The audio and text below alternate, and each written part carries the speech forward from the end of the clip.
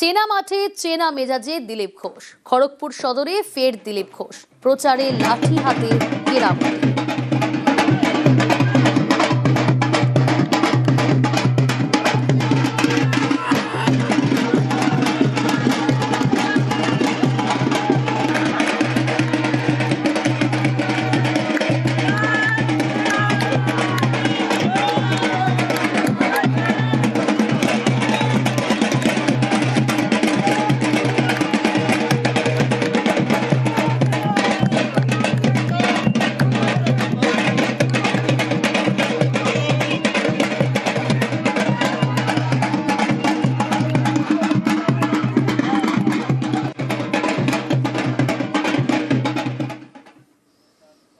দিলীপ ঘোষের স্ত্রী রিঙ্কুর গলায় অভিমান, দলের কাছে প্রার্থী হতে চেয়ে আবেদন Rinku.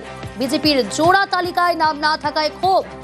Rajarhat new town BJP প্রার্থী নিয়ে অভিযোগ, একই পরিবারের একাধিক প্রার্থী নিয়েও প্রশ্ন রিঙ্কু। আমি নিউ টাউন বিধানসভার ভোটার আছি। আমি এখানেই অনেকগুলো বছর এফোর্ট সাপোর্ট দিয়ে এসেছি। তো এখানে অন্য বিধানসভা থেকে কেউ এসে হয়েছে, আর তার একটা ব্ল্যাক স্ট্যাম্প আছে, ঠিক আছে, ফিনান্সিয়ালি সে অ্যাকিউজড আছে। তো সে কি করে ক্যান্ডিডেট হলো, এটা আমার একটা প্রশ্ন রইল।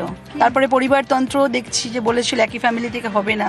জাস্টিফিকেশনটা হলে সকলের জন্যই সেম অ্যাপ্রোপ্রিয়েট হওয়া উচিত, সেটা জায়গায় জায়গায় কেন মিসম্যাচ হচ্ছে।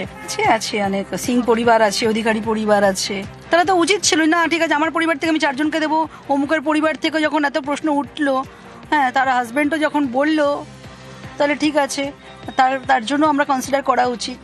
আর আমি তো আজকে হঠাৎ করে হাউসওয়াইফ হয়েছি দাবি করছি তা তো নয়, আমার তো ইন্ডিভিজুয়াল পলিটিক্যাল আইডেন্টিটি এন্টাইটি ছিলই।